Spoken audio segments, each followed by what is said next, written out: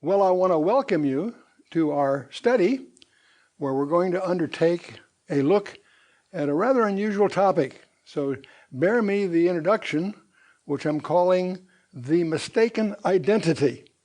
And it's session 1 of several. And we're going to focus on Revelation chapter 6, the first 2 verses. That's our target. But before we do that, I'd like to just highlight how we're all victims of mistaken identities. It's amazing how prevalent that theme is in our literature. Alfred Hitchcock, of course, is famous for North by Northwest and a bunch of other movies that rely on that. And Daphne du Maurier's classic Scapegoat has been made into a movie, I think, 4 different times. Alexander Dumas, we all know the Count of Monte Cristo and the Man of the Iron Mask. These all hang on the idea of a mistaken identity. Charles Dickens and his Tale of Two Cities. We all remember how Sidney Carton takes Charles Darnay's place in the guillotine voluntarily. A great story. It's really more complex than most people have probably studied, but it's terrific. In more modern times, Robert Ludlum and his Bourne Identities have been made into a whole provisional set of related stories. And Dunnersmarck has amused us all with The Tourist. You can't see that without a smile on your face. It's an unusual thing.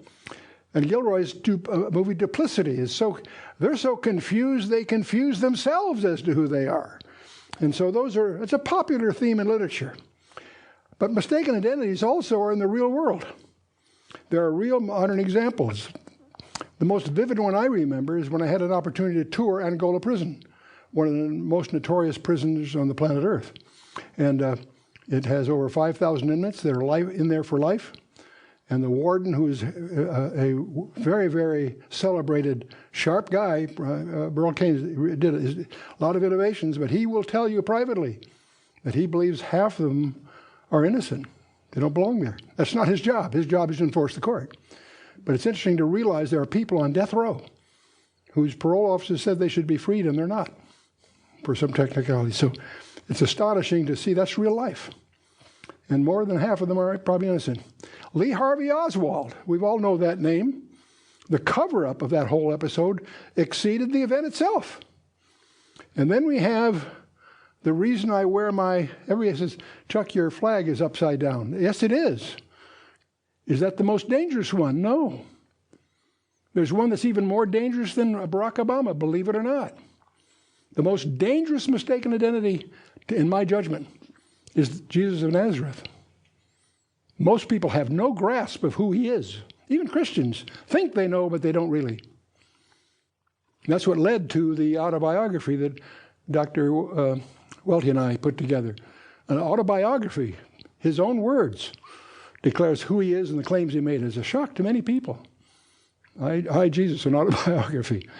Now, I'm going to delete that one from our list because I'm sure those of you in this audience don't have that problem. You do understand who he is, so I'll delete that from my list. I just wanted the list to be complete because I do believe that's the most dangerous of all, because that affects your entire eternity. So I'm going to focus this presentation what I'll call the second most dangerous mistaken identity. And it's not that one I just mentioned.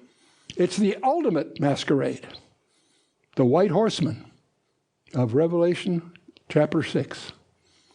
Now that may shock you as a strange choice. But the misdirection, disinformation, and deceit it involves is not going to be excelled anywhere. The white horse.